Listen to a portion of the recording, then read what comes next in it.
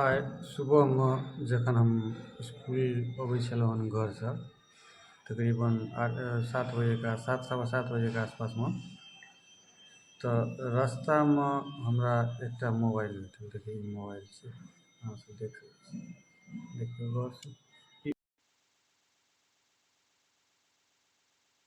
देखियौ इएह मोबाइल छै। एहिमे ओप्पो लिखल छै, एकर बगलमे लिखल छै अहाँके डिजाइन्ड बाय ए सीरीज, यानी ए सीरीजके डिजाइन कयल छै। इएह मोबाइल छै, ई जकर भी मोबाइल छी हमरा ई पर SMS कऽ के फेसबुकोपर डालि दै छियै। जिनकर भी ई मोबाइल छी ओ हमरासँ आबि कऽ लऽ सकै छी। ई मोबाइलके यूज नहि करबै ताबे तक जाबे तक एकर जे छै से ओतेक मतलब एकर जे छै रियल ओनर हमरा लग तक नहि पहुँच जायत। आब अहाँके ई मोबाइलके जे छै ई कोन मॉडल छियै, एकर EMI सब की छै, EMI नंबर सब से हम अहाँके बता दै छी। देखियौ ई मोबाइल छियै, देख सकै छियै, ई छै अहाँके device name Oppo A5 2020, version base band and kernel, colour OS version छै V11.1, एंड्रॉयड वर्सन 11, एकर IMEI नंबर छै 8692320422422981 आ दोसर छै 8692320422422991। एकर IP एड्रेस छै 192.168.1.13।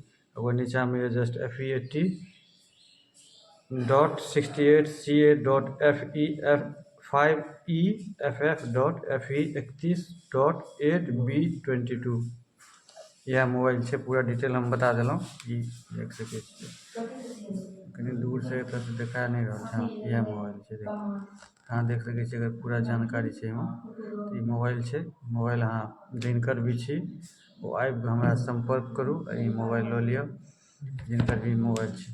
मात्र इएह जानकारी दैके लेल आइ जे छै से ई वीडियो बनेलहुँ हँ। जखन ई मोबाइल हमरा भेटल ई लॉक नहि छलै, एखनहु लॉक नहि छै, ओहिना छै। जिनकर भी मोबाइल छी आबि कऽ हमरासँ लऽ लिअ, जे भी हिनकर ओरिजिनल ऑनर छी आबि कऽ लऽ लिअ। हमरा ई यूट्यूब चैनलपर मैसेज करू जिनकर मोबाइल छी, हमर नंबरो अहाँ लऽ सकै छी। नंबरपर फोन कऽ कऽ अहाँ सम्पर्क कऽ कऽ ई मोबाइल अपना लऽ लिअ, जकर भी मोबाइल छै। हमरा ई मोबाइलके कोनो जरूरत नहि यऽ, हम सिर्फ ई जानकारी देबऽ चाहै छलहुँ हन जे हमरा मोबाइल भेटल हन। केओ काल्हिके डेटमे ई नहि कहि दए जे भाइ अहाँ चोर छी, कतऽ भेटल, की भेटल, केना भेटल, किएकि बहुत तरहके मोबाइल रहै छै। ताहि दुआरे जे छै से हम मैसेज डालि देलहुँ हन, जिनकर भी मोबाइल छी आबि कऽ लऽ लिअ। धन्यवाद।